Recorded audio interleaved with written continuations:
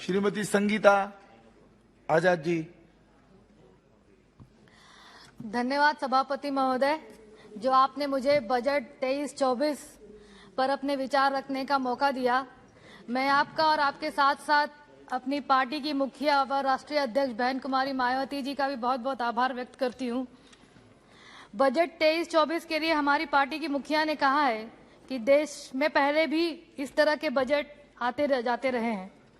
केंद्र सरकार के बजट जिसमें घोषणाओं, वादों, दावों और उम्मीदों की बरसात की जाती रही है, किंतु वे सब बेईमानी हो गए। जब भारत का मध्यम वर्ग महंगाई, गरीबी, बेरोजगारी और कोविड के चलते लोअर मिडिल क्लास बन गया। यह बजट भी पिछले वित्तीय वर्षों से कुछ ज्यादा अलग नहीं है। सरकारें अपने पिछले साल की कमियों को नहीं बताती हैं, उन कमियों के स्थान पर नए वादों की झड़ी लगा देती हैं। सच्चाई यह है कि 100 करोड़ से अधिक जनता का जीवन हमेशा ही दांव पर लगा रहता है, जैसे कि इसके पूर्व के बजट के अभिभाषणों में था। यह बजट भी मुंगेरी लाल के हसीन सपनों के बजट की तरह ही है। महोदय, बजट में हर वर्ग के लोगों को लुभाने की कोशिश की गई है। जहां 5 लाख का इनकम टैक्स स्लैब को बढ़ाकर 7 लाख कर दिया गया है, इसमें हर मध्यम परिवार को बहुत मदद मिलेगी। वहीं नई टैक्स रेजिम और पुरानी टैक्स रेजिम में लोगों के बीच असमंजस की स्थिति पैदा कर दी है कि किस टैक्स रेजिम में जनता को अधिक से अधिक फायदा होगा।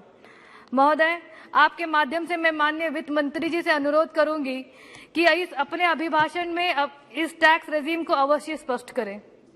मनरेगा जैसे महत्वपूर्ण योजना के बजट में 13,000 करोड़ की कटौती की गई है। हम सभी को ज्ञात है कि ग्रामीण अंचलों में मनरेगा के तहत कार्य करने वाले मजदूर अधिकांश अनुसूचित जाति, जनजाति और पिछड़े वर्ग से आते हैं और इस योजना से संचालन से ग्रामीण में पलायन भी रुका है, साथ ही साथ रोजगार के सृजन भी प्राप्त हुए हैं। उत्तर प्रदेश में प्रधान संघ के सभी लोग आंदोलित हैं कि उनका समय से भुगतान नहीं हो पा रहा है और जो भी कर्मचारी ग्राम पंचायतों के लिए नियुक्त किए गए हैं, उनका वेतन भी वो अपने जेब से दे रहे हैं। महोदय, वित्तीय वर्ष 23-24 में सरकार द्वारा एकलव्य मॉडल आवासीय विद्यालयों के विकास के लिए 3,943 करोड़ रुपए की वृद्धि की गई है। यह एक सराहनीय कदम है, लेकिन अनुसूचित जाति, ओबीसी और ईडब्ल्यूएस के छात्रों को भी इसी तरह के कोचिंग सेंटर और छात्रावासों की जरूरत है। खास तौर पे मेरे जनपद आजमगढ़ में, जहां कई एकड़ की सरकारी जमीन अब भी खाली पड़ी है, मेरी सरकार से मांग है कि आजमगढ़ जनपद एक मंडल है जहां अभी महाराजा सुहेलदेव विश्वविद्यालय संचालन में आया है, जिसके चलते कई जिलों के छात्र यहां पठन पाठन करने आते हैं। इन छात्रों के लिए भी इसी तरह के कोचिंग सेंटर और छात्रावास बनाए जाएं। महोदय, बजट में आकांक्षी जिले और ब्लॉक कार्यक्रम की सफलता को सरकार स्वास्थ्य, पोषण, शिक्षा, कृषि, जल संसाधन, वित्तीय समावेशन तथा अन्य हेतु 500 ब्लॉकों का चयन करने के कार्यक्रम शुरू करने जा रही है। मैं चाहती हूं कि हमारे जनपद आजमगढ़ के समस्त ब्लॉकों को इस योजना में शामिल किया जाए। महोदय, आजमगढ़ में महाविकास की योजना की रूपरेखा अभी तक तैयार नहीं है, जिसके कारण से भूमि आवंटन नहीं हो पाया है। कौन सा ग्रीन लैंड है, कौन सी औद्योगिक भूमि है, कहाँ पार्क है, कहाँ क्रीड़ा स्थल है, कहाँ सरकारी जमीन है, कहाँ वनीकरण है, कहाँ सीवेज का प्लान है, इसका कोई मास्टर प्लान अभी तक तैयार नहीं है। एडीए ने वर्ष 2031 के लिए महायोजना का मास्टर प्लान बनाकर 2021 में शासन को भेजा है, लेकिन अभी तक इसकी स्वीकृति नहीं मिल पाई है। अमीर गरीब अपने आशियाने का सपना संजोए उस प्लान को लागू करने का इंतजार कर रहे हैं। औद्योगिक भूमि अलग नहीं होने के कारण कारपोरेट समूह और बड़े ब्रांड की कंपनियां जनपद में अपना रुख नहीं कर रही हैं, इसलिए यहां विकास और रोजगार पूरी तरह से ठप है।